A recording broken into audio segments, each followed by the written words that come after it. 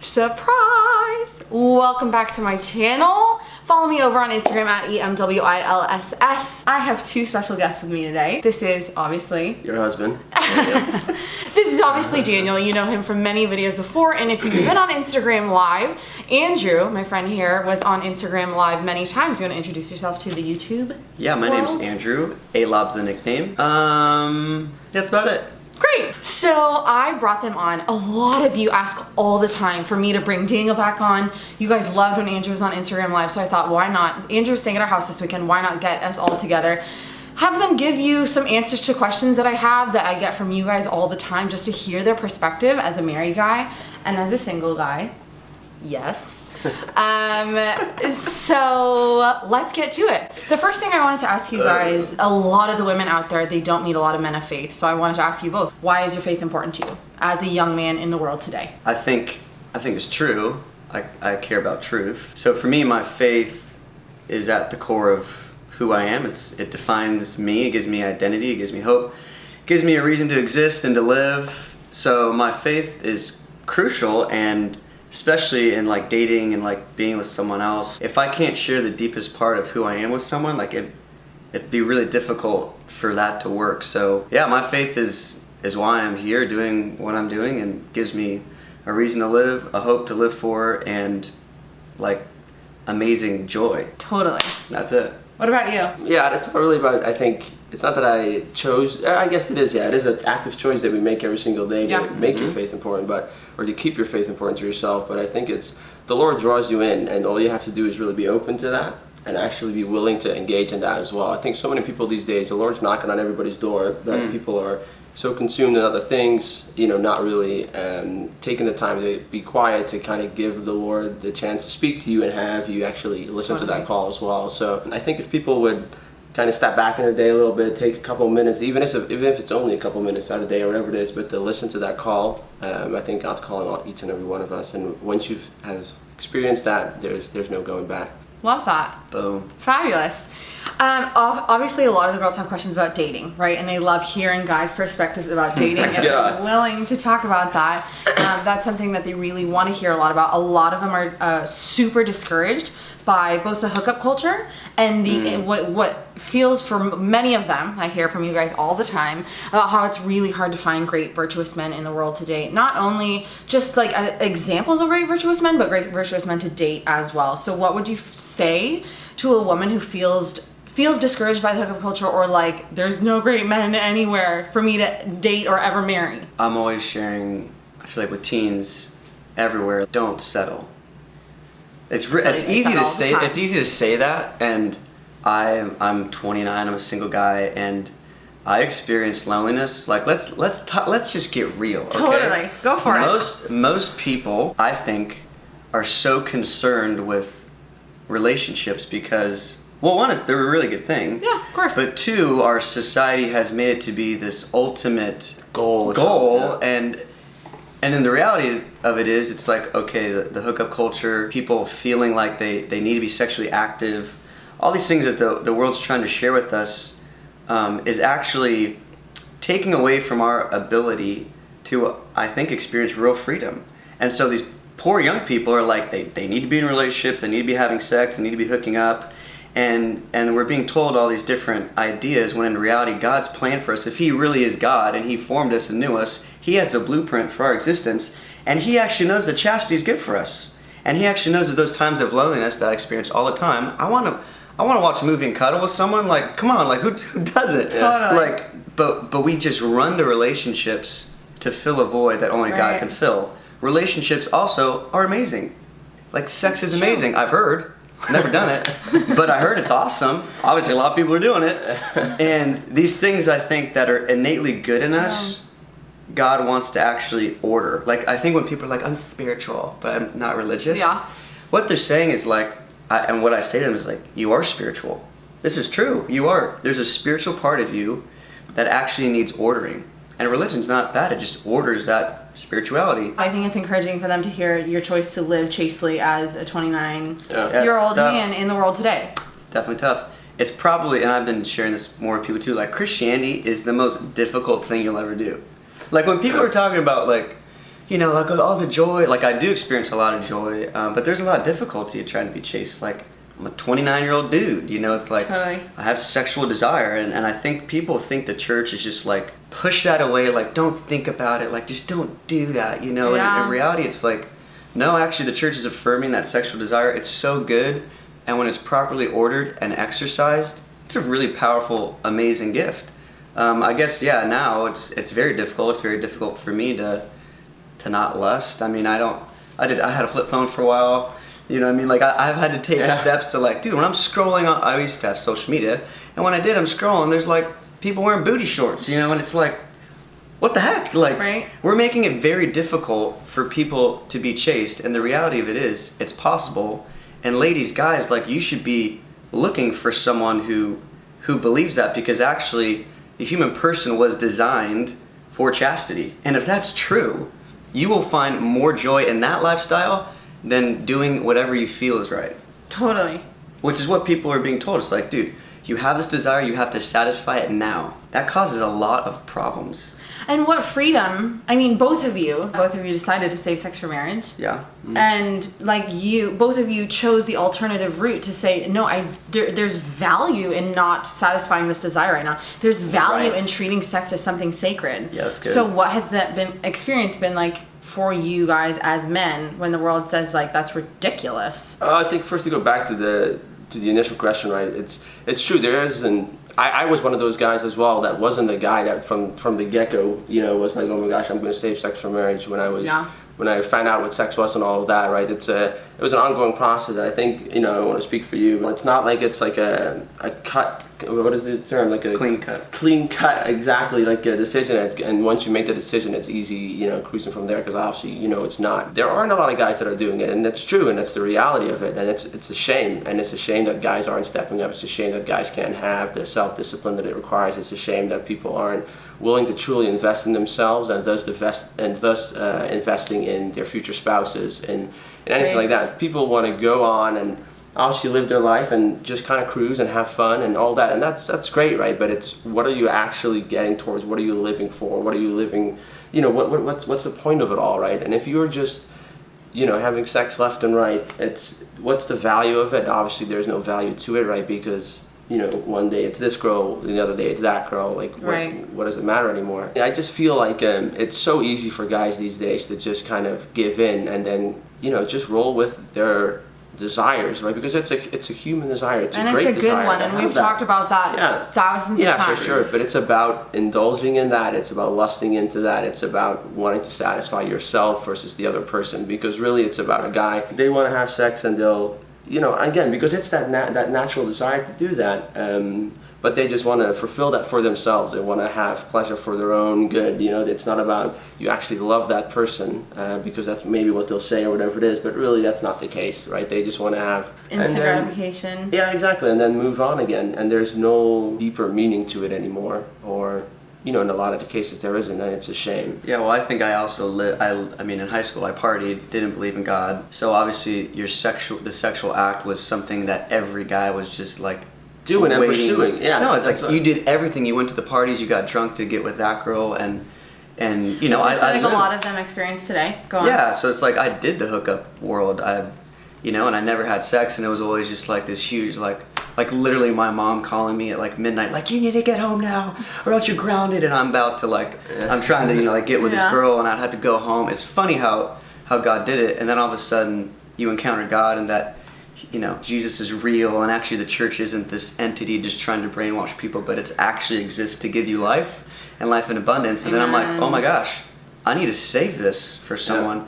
I've literally had girls offer to have sex after my conversion, and I've said no, and then in the back of my head I'm like, why did I do that? Yeah. So there's this weird shift that happens in the human soul when you have an encounter with God. Like, we can talk about chastity, good statistics behind that. We can give you a lot of good reasons not to, but if you don't have an encounter with God, I remember being in that mindset of like, it's consuming. And it's addictive. I mean, my friends are showing me porn at 14 years old. Yeah. And then it's like, this is what you're supposed to do. So it's really hard for guys to be pure today. It's really difficult because we think it's not masculine. When in reality, the most masculine thing is to order your passions. It's the most difficult thing you'll ever do, but it's worth it. Because the woman is amazing. Like, guys don't go online, like Jason Everett says, and look at flamingos, okay? Like, they go online and they look at a woman's body like it's a really good, amazing thing, but we weren't made to use them. We were made to protect them. And that's what the church shares. That's what the church shares. So I guess my shift from, like, a hookup mentality, which I still, like, fell to that after, but then in me, I wasn't happy. I was like, oh, I need to go to confession. Like, there's a shift in our spirit where all of a sudden I knew this wasn't how it ought to be. I mean, dude, even kissing, in a relationship is an intimate thing, and now that's like nothing. Like, a hookup's like you actually have sex, and I'm like, dang, like I can't imagine sharing such an intimate thing with someone and not even remembering their name. Yeah, it's terrifying. And the sad thing is, and I think honestly the phone has done this, the phone I think has given us such false connectivity that we are going to the extreme to find connectivity. Ooh. So we're so isolated, and we're so projecting relationships and hooking up and all this stuff that it's such a false connection. We're actually going to this extreme hookup to feel something. Yeah. I think it all comes down to to feel anything. Because people are so numb. Loved, but they want to feel loved, and they don't know what love actually means, and they think that they can get it by through engaging in having sex with someone, or actually getting that feeling of that ultimate pleasure, so to say, which then will fill some void, which it obviously doesn't. And you keep chasing that because you keep wanting to fill that void, and it's never going to get filled through just consuming one after the other after the other. Well, it's funny because with none of these things, you can't do it enough. I've never met someone that like is in the hookup, they're just trying to have a lot of sex. Like, I've never heard someone say like, dude, that one time I had sex was enough. Like, I'm done. I don't need to do it ever again. It's like, you're always gonna need more to get that same experience, get that same feeling. We're desperately longing for connectivity. So I think that's a good thing. And I see on the road too, just how many women are desperate for men to step up in this realm, and how many men are just being persuaded that this isn't masculine. This makes no sense without the reality of God, the revelation of Jesus Christ, and the teachings of the church.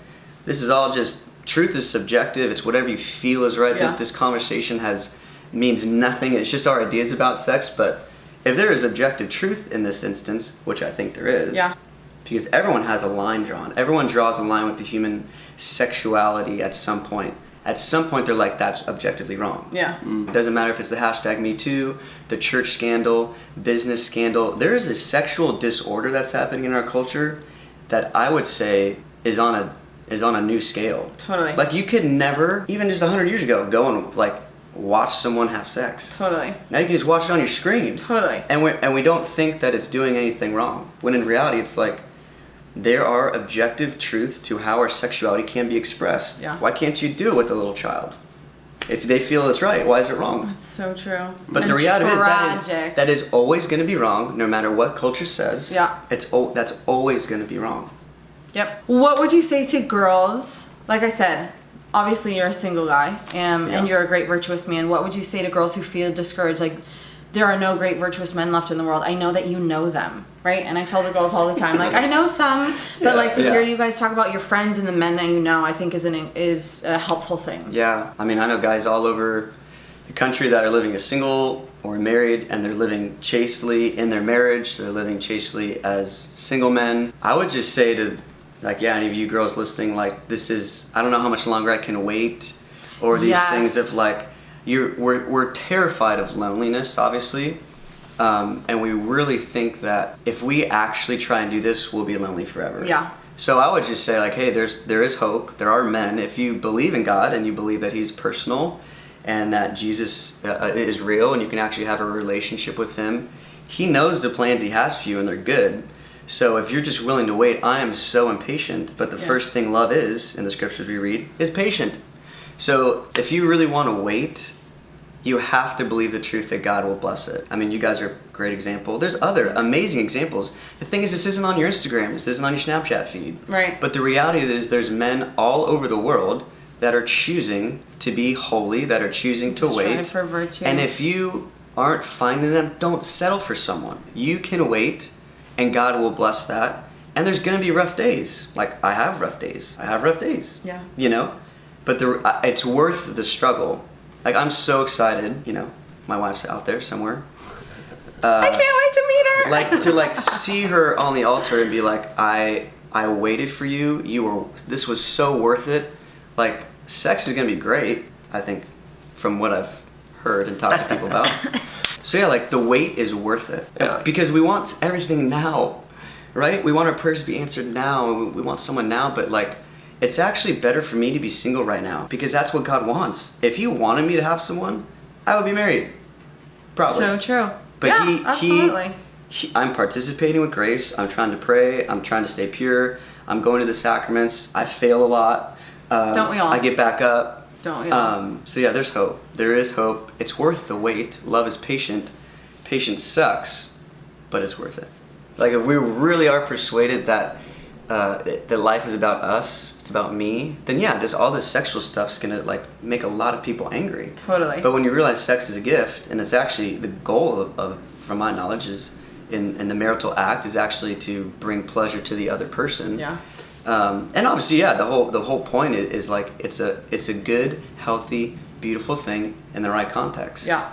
So I think our culture is a selfie culture, so it makes perfect sense that we're narcissistic, super over-sexualized, and really concerned with our own health and happiness, which isn't bad to want to be happy, but I actually find that I'm happier when I'm serving others. What's the first thing Jesus said to follow him in Matthew?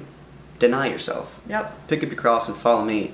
I would love to see men denying themselves. Come on. Like picking up your cross and following him. Here's the thing, it's like Jesus said, follow me first, before anyone else did in this world.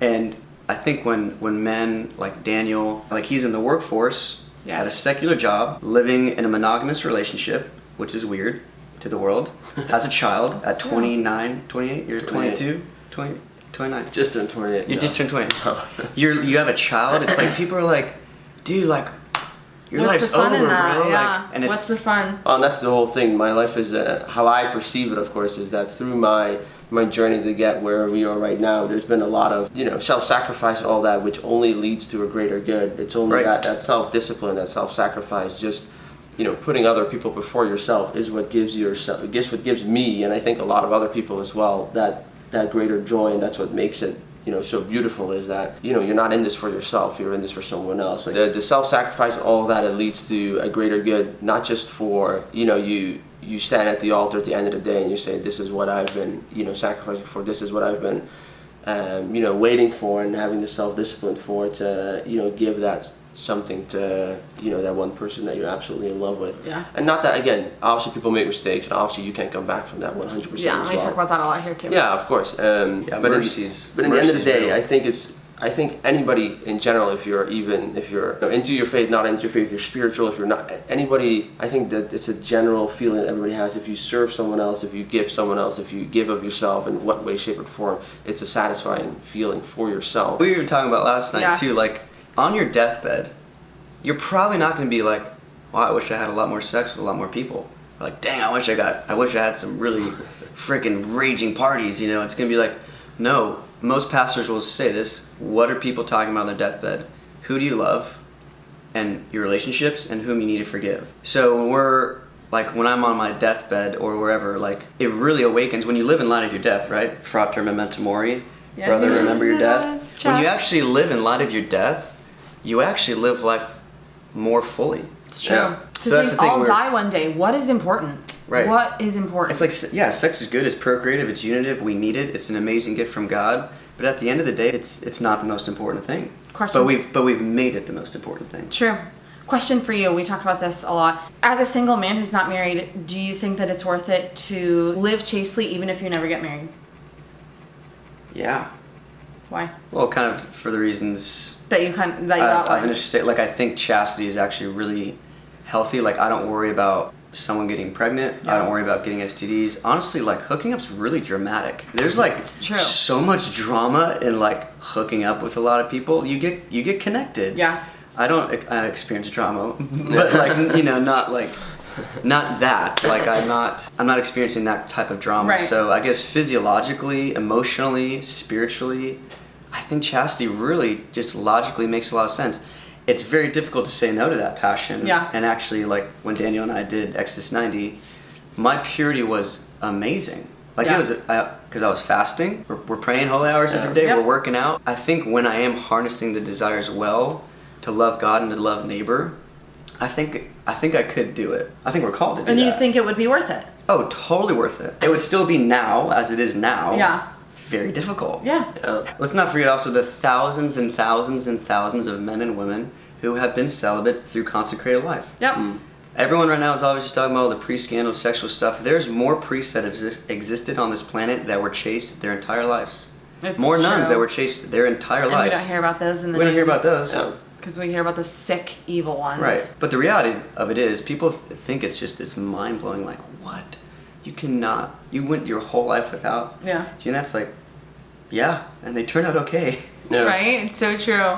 What would you say to young women out there who are struggling with their self-confidence and like their self-image and feeling confident in who they are and who God created them to be? I think every person, is maybe a kind of cliche kind of thing, but every person is beautiful in their own way. And I think once you realize that, it's not just about your physical, outside how you look, even though obviously, I encourage everybody to, stay healthy and stay fit and do all those things. Yes, they're both into fitness and health. Yeah, but really, I think the world obviously emphasizes it so much. It's all about how you look. It's a part of it, but it's definitely not all of it. And so just embrace your inner beauty, so to say. If you're living this insecure life, so to say, you're always just second guessing yourself. You're never comfortable. You're always comparing yourself to other people, and Which eventually, a lot of them are. yeah. But eventually, where does that get you? I struggled with that a lot in high school. Did you? So I was a little dude. Like, look at my body. Like, these legs are incredibly skinny.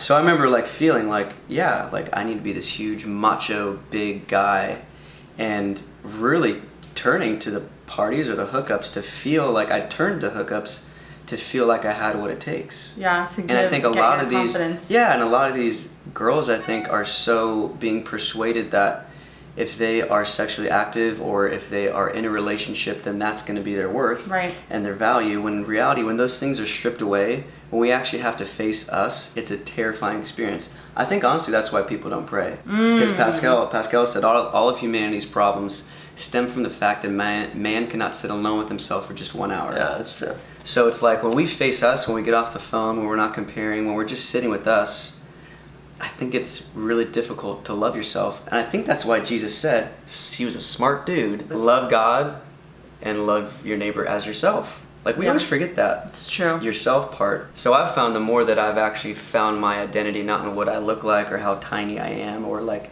what I'm not doing, but actually define myself by the love of God, which sounds like an idea, but it's a real thing. But it's a reality. I'm really not concerned with what other people think about me. Mm-hmm. I'm not concerned that I don't have a wife and kids right now. Mm-hmm. I'm not concerned that I'm not making a whole bunch of money. Yeah. It's like these things that I do worry about, like they do come up in my thought life, but they don't define me. Yeah, So I like that. I think there's a real introspection that has to happen, that if you can get off the phone and stop listening to what other people are saying about you and actually just take some time to be with you, I think you'll actually find that the self-conscious reality that you're living in will shift when you get your eyes on someone else, get your eyes on something else, get your eyes off of you.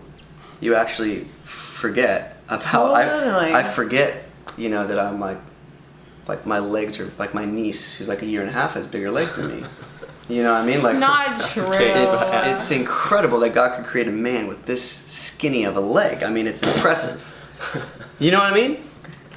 I don't know. That's all I gotta say about that. We're defining ourselves by what we do and who we're with and our status And what we look like. And we were never made to do that. Yeah. So true. Maybe if people can just take a step back, be more introspective, talk to the Maker who formed them, He'll tell you who you are. Yeah. You just gotta talk to Him. Yep. Okay, I have one last question just for you. This isn't like a bachelor thing. I'm not putting him on as like, hey, message me so you can talk to Andrew. I don't have any messaging capabilities. He doesn't. He doesn't have social media at all. Don't try to contact him. Unless you want to book him to come to your parish or your conference. alovemusic.com. alovemusic.com. What are you looking for in a woman? What are your potential future wife? What are you looking for? I would love her to love God more than me. It would turn me on if she was like so in love with Jesus that like it was contagious. Yeah. So that I think is really attractive. I really am attracted to women that are confident in who God made them to be. Ooh. Confidence, I think, is huge. And if you can make me giggle a little bit, that'd be nice. And you love Chipotle. And you love Chipotle, you're cool with sushi, praying in tongues, and other things like that. Those are the negotiables. Negotiable. I think those two are really, really crucial. Like if you really love God and it's noticeable and it's contagious, that is really attractive. And if you're confident with who God made you, and dude, we all have it, like, we're all insecure, okay? Like, we still have insecurities. I'm still working through insecurities. Totally, me too. But there's a confidence level that you can have in the kingdom with a mindset of, wow, my life has purpose. It doesn't matter if you're working, where your job is, what you're doing. Like, when you're just confident in the role that God's given you, the ministry's given you, right, the job, the business world, whatever it is, that's really attractive. Isn't it funny though? Not that attraction isn't like physical beauty isn't, that's all, I need to be attracted to the person, right? But that is not even my top two. I love that. Yeah. But I think women are really concerned with, like, because dude, we're looking at fake, digitally composed women, and they're comparing themselves every day, and it's like, I don't want you to look like that. Preach. That's all I gotta say. Yeah, but it's funny, the things that I obviously, like I said from the beginning, once we started dating, like the way that you into your faith and all that, that's just like you said as well, like that was one of the major things. And obviously, you know, I was physically attracted to you, but you know, just that needs to be there too. Well, that needs to be there too, and that's obviously that's part of that balance as well. But really, how you pursue your faith, how you are confident in yourself, how you're pursuing virtue, how you're pursuing the Lord, all that. I mean, those for me as well were some of the main indicators, and that's why in all my time in Holland, all that, I never found it in a girl. I was always too focused on looking only at the outside and stuff like that, and that never fulfilled me. That was all these, you know, all of that never got me anywhere to where I actually felt like, wow, I'm actually in love with someone, or I actually want to, this is actually something more than just a hookup or something like that, you know. And that's why 4 days after I met Emily, I knew this is the girl I'm going to marry. And that was really because of those things, like because I was like, wow, I'm so intrigued by this, I'm so attracted to just that beauty of not just, you're not living for yourself, you're living for something greater. That's the thing, you know. That is extremely attractive. Yeah. When people are more concerned about, like when I see like someone really loving, you know, someone really selfless, that is so attractive. Yeah. And when you're not needing to share all the stuff you're doing and like humbly serving is the most attractive thing ever. You heard it here, ladies. And I think, ladies, you should look for that in men. I so agree. And I talk about that, how I knew Daniel was the one, because he has a willingness in his heart to just lay down his life and serve. Totally. But the thing is, it's like, once again, love is patient. It's going to take time. I'm 29 years old. All my friends are married with kids. Literally, all of them. I'd say most of them. There's a lot of days where I'm like, what the heck am I doing? I want to meet someone in the open, like real life. You know what I mean? But in the vegetable section at the grocery store. Whole Foods, baby. See you at Whole Foods. That kombucha, you know what I'm saying? Yeah, this is not sponsored by Whole Foods. No, but the truth is, it's like women should. I think that is something that they obviously are expressing to you, that there's no guys out there. Yeah. Which I tell them is not true, because I know people like you, but I mean it's a very small fragment of the population. It's very small. Yeah. Which is discouraging, just straight up. Super discouraging. I mean, and that's just how it's going to be. Like, the reality of it is, it's not going to get any better. Unless men actually start stepping up, right? And that's why it's not like a common, it's not a thing that back to the beginning when we were talking about, it's not masculine to not have sex, it's not masculine to not purity's weak. Exactly, yeah. And that's just a complete lie and opposite, right? Because if you can actually have control of yourself, your own desires, your own everything, and you have that own self-discipline, you're not just applying that in, you know, the sexual aspects of your life. You're applying that in so many other things. That's going to be so fruitful in your job and in how you treat, how you engage other people, and all these other things. If you can have that self-discipline, you know, that's really something that'll, you know, get you so much further in so many other variables as well, outside of just, you know, with your sexuality. Your sexuality and all that. Yeah, so, it carries over. Yeah, so I think really guys have to start stepping up, and guys have to start taking control of their own minds, of their own thoughts, of their own, you know, their sexual desires. Everybody has those, but it's up to you to actually engage on those, or actually to try to take control of that and try to distance yourself from that when that, you know, comes about, and not to, you know, just go with it and just roll with it. And that's the thing, and that's why the culture has to change in that sense, and having men be the thing we were at yesterday with authentic masculinity, and what does that look like, and where are you as a guy, and all those different things. But I mean, really, what are you laughing at? I mean, really, just the focus on taking control of yourself, starting with self-discipline. And starting in small little things, but build that up, and. Makes a huge difference. Yeah. No, it's true, and I think the sad thing is, it's like in regards to envy, in regards to jealousy, lust, comparison. I mean, greed, and name the vice. The world knows that those things are wrong. Yeah. When you experience a man or a woman in a relationship that is exercising some of those vices, they're toxic. Yeah. So it's actually, once again, God designed our bodies to function at the fullest capacity in virtue. And we actually are most free in a relationship with virtue. How do we get guys to pursue virtue? I think you show value in it. Like, there is value in virtue. There is value in discipline. And I really believe that if guys started to step up and really started to take this stuff seriously, like, these questions are huge. Yeah. Is God real? Is Jesus really who he says he is? Yeah. Because this will impact the trajectory of your life. And if it's true, it's the greatest thing that will ever happen to you. It's also the most difficult thing you'll ever do. Totally. Christianity as a man is extremely difficult. But if it's true, Jesus said the truth will set you free. But for freedom, Christ has set us free. We don't talk about freedom a lot. But that's the thing. That's the part that makes it difficult is what makes it beautiful, though. Like, what in life, are you getting? For free, or getting, how does that, what is... We want easy. And that's the thing, you want easy, right? But we all know that if you work for something, if you really, give your all to something, that's what eventually is going to give you that biggest self-reward as well. And that's why and that's why people are, and myself included many times, just are lazy or aren't, really fully stepping up. But everybody knows that, at least from my perception, right, if you actually, the stuff that you put your most work in, my gosh, when you have to work for it, that reward is what, so much greater than if it's handed right to you. And that for me was another thing, coming back to the question a little bit earlier as well, and how I, and seeing someone that, a female that you're attracted to and all of that, I was never attracted to, if it all came super easy and girls were throwing you and all that, then you're kind of like, okay, she must have done this. You want to play the other guys. Yeah, exactly. And it's that's not attractive. I'm not saying girls go play super hard to get or anything like that, but just a guy has to be able to pursue. He has to be able to work for it. And that's why the reward in the end is so much greater than just getting something tossed to you and going with that. There's also something amazing about what woman has the capacity to do to man. Like, think about how many relationships we know, that I've known, where like the guy, like the woman brought the man up to a new degree of holiness. And if girls keep the standard high, guys will be forced to meet that standard. Yeah. So girls, when you're lowering your standards, guys are not having to go as high as they should be. So keep the standard high.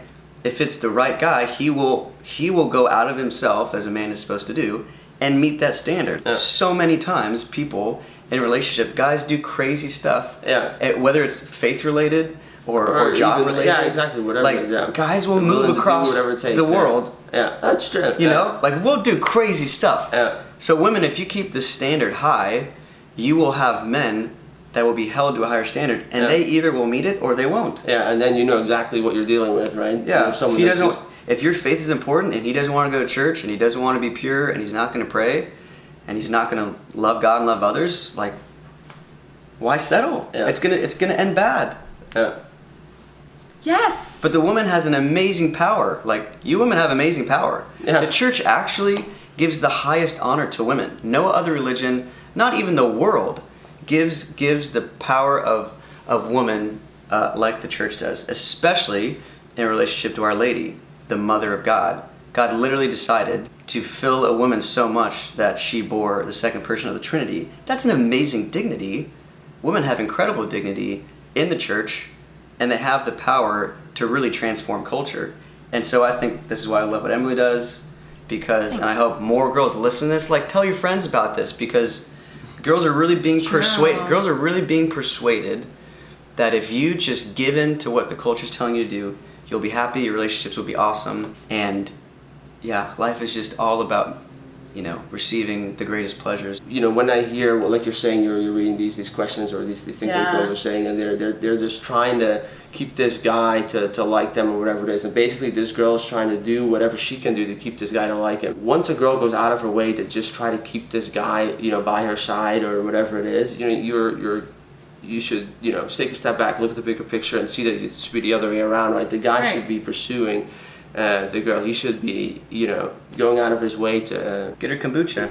Well, I don't know about that, but flowers. Maybe, yeah, but totally in that regard, yeah. But just really to be pursuing you and not the other way around, and you have to think, you have to change yourself. You have to chase after him. You have to do all of just that to keep him around or whatever it is. Then obviously the guy's the one that's setting the bar, and then the girl's just doing whatever she can, and he's dropping it low. So the girl's obviously like, okay, well, I'll just have to go down there to stay with him. It's the complete opposite to what's happening. Totally. Well, we could keep going on and on. This is like a podcast. We should start a podcast. Seriously. That's a good series. That is all for today. I would love for you to subscribe to my channel. You can hit that button right there. Again, what is your website? A-Lob Music. A-Lob Music. He is on the road touring like crazy. You can bring him to your parish, to your conference, to your church, whatever it is. He will love to play beautiful songs for you. He's fantastic. He played Zion a lullaby. He read Zion's book to him in song form last night. It was amazing. So yes, he doesn't have social media. I know a lot of you will ask. That is all for today. I will talk to you soon. Thanks again so much for both of you for being here. We'll see you next time. Bye.